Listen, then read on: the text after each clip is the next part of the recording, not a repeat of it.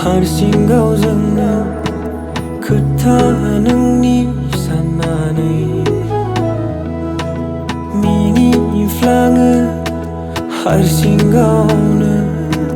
बाथ्रा नोंनि साननानै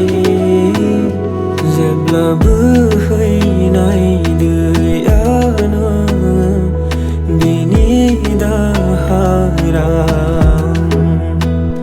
जेब्ला जों हरनाय सोराङा नों बेनि खोमसिया जेब्ला गोहो गोरा लैथोआनो मानो नांगौ बिलो जेब्ला हरनि अखाफोरा नांगौ मानो नांगौ हाथरखि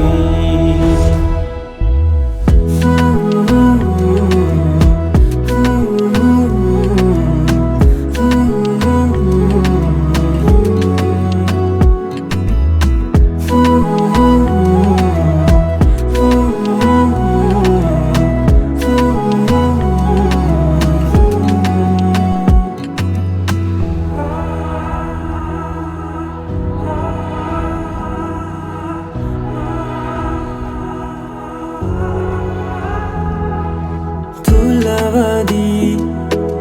रेजें नोंनि सानख'हायै गोसोआ दावजोबादि रागा नोंनि गन्थं बिजौआवनो थायो जेब्ला बुखारलांनाय बायदा नोङो बेनि सुहाबनाया जेब्ला अखानि थरथिंफोरा नों बेनि साग्लोबजोबोआं जेब्ला